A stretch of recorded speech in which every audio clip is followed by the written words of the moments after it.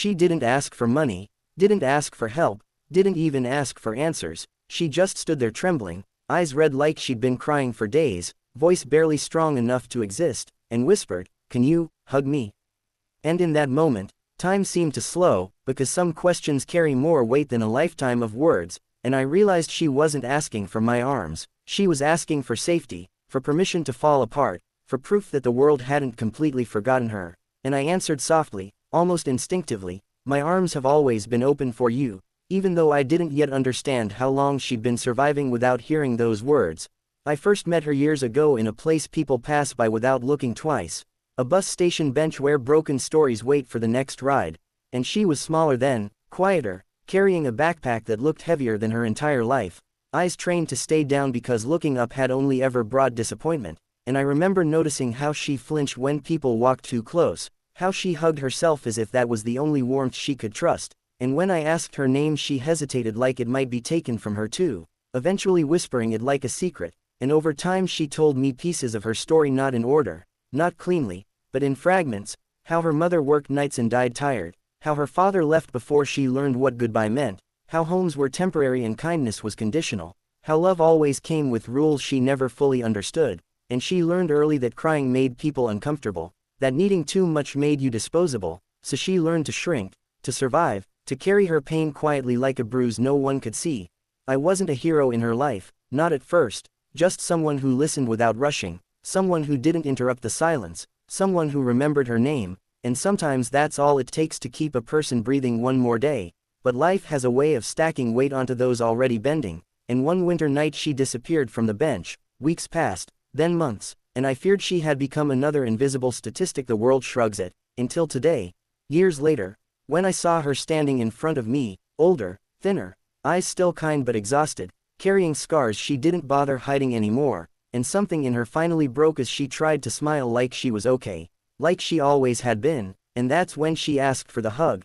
because sometimes survival gets loud, sometimes strength runs out, and the bravest thing a person can do is admit they can't do it alone anymore. And as I wrapped my arms around her, gently, carefully, like handling something fragile that had already been shattered once too many times, I felt her collapse into the space she'd been denied her whole life, shoulders shaking, breath hitching, tears soaking into silence, and I understood then that hugs aren't small gestures, they are promises. They say you're allowed to exist here, you're allowed to take up space, you don't have to earn this moment. And as she cried, I thought about how many people are walking around desperate for one safe place, one person who won't leave when they're no longer convenient, and how stories like hers rarely get told because pain doesn't trend, but kindness changes, lives quietly, the way this moment was changing hers and mine. And when she finally pulled back, embarrassed, apologizing the way people do when they've been taught their emotions are a burden, I stopped her and told her something no one ever had, that she never had to apologize for needing love. And in her eyes I saw disbelief, hope, fear, all wrestling for space, and I knew this was only the beginning of a story far bigger than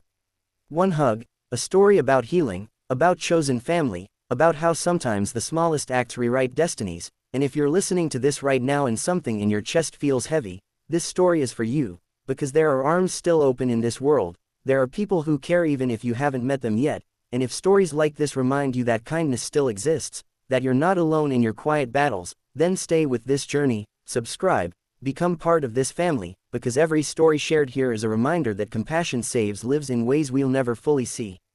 She didn't tell her story all at once after that hug. Healing never works like a clean confession, but little by little, in pauses and sighs and half-finished sentences, the truth came out, and I learned where she had gone during those years she vanished, how life had hardened instead of softened, how every time she thought she'd found stability it slipped through her fingers like water, how shelters taught her rules before compassion, how jobs taught her replaceability before dignity, how kindness was often confused with pity and safety always came with an expiration date, and she learned to expect abandonment before it arrived so it wouldn't hurt as much when it did. And she spoke about nights when she sat awake pretending to be brave because no one was watching, about mornings when getting out of bed felt like climbing out of a grave, about the quiet shame of asking for help and the louder shame of being ignored. And as she talked, I realized her scars weren't just from what happened to her, but from what didn't, from the hugs never given, the words never said, the hands that turned away when she needed them most. She told me how she stopped believing she deserved softness,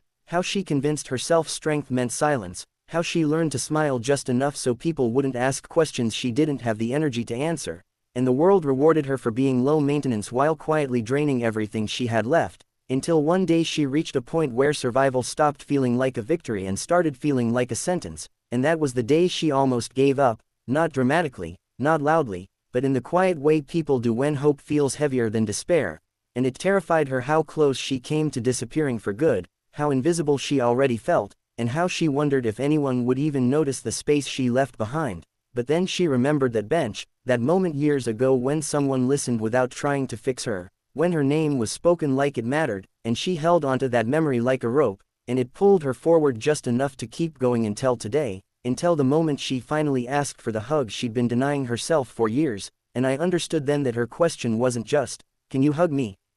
but, "Am I allowed to stay?" And every day after, I made sure my answer stayed the same, not just in words but in presence, showing up, checking in, listening again and again even when the story repeated itself, because trauma doesn't heal on a schedule, and slowly, almost imperceptibly, something began to change in her posture, in the way she held her shoulders a little less defensively, in the way her eyes lingered longer instead of scanning for exits, and she started laughing, at first surprised by the sound of it, like it didn't belong to her. And she talked about dreams she'd buried because dreaming felt dangerous, and one afternoon she said something that shattered me quietly. "I didn't know life could feel this calm," and I realized how many people mistake chaos for normal simply because peace is unfamiliar, and her healing wasn't dramatic or perfect. There were setbacks, bad days, nights when old fears came back loud and convincing, but now she didn't face them alone, and that made all the difference, because sometimes healing isn't about erasing the pain, it's about having someone hold your hand while you carry it. And one evening, as we sat watching the world move without demanding anything from us, she leaned her head on my shoulder, not asking this time, not afraid, and whispered, "Thank you for not closing your arms," and I answered honestly, "I never will," because love isn't proven in grand gestures, it's proven in consistency, in staying when it would be easier to walk away. And if you're listening to this story right now, maybe you see yourself in her, maybe you've been strong for too long, maybe you're waiting for permission to rest, and I want you to know this: your need doesn't make you weak, your pain doesn't make you unlovable, and there are arms in this world still open for you too. And if stories like this remind you that kindness is real, that healing is possible, that you are worthy of care even on your worst days, then subscribe to this channel, become part of this growing family, because every story shared here is proof that compassion still changes lives, one open heart, one open pair of arms, at a time.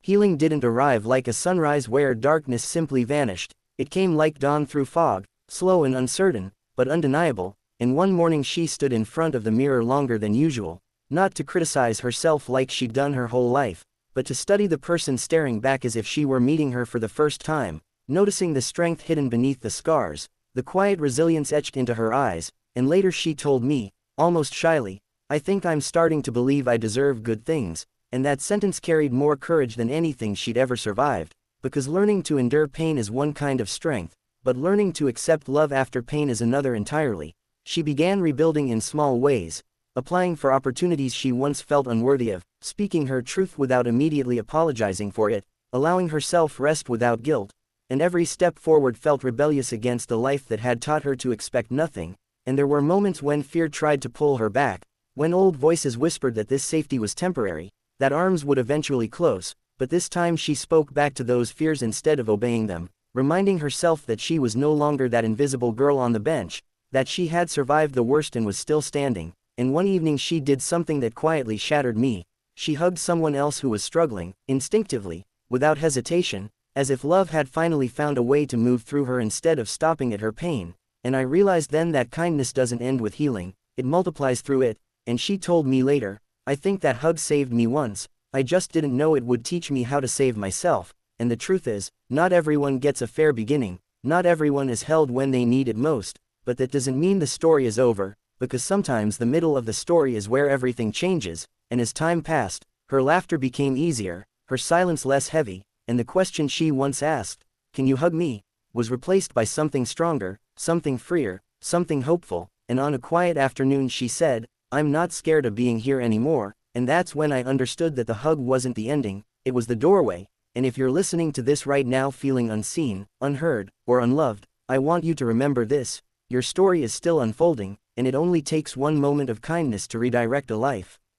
One person who chooses to stay, one open pair of arms, and if stories like this give you comfort, hope, or the strength to keep going another day, then subscribe to this channel, because this isn't just a place for stories, it's a reminder that you matter, that healing is possible, and that no matter how long you've been carrying the weight alone, there are still arms open for you too.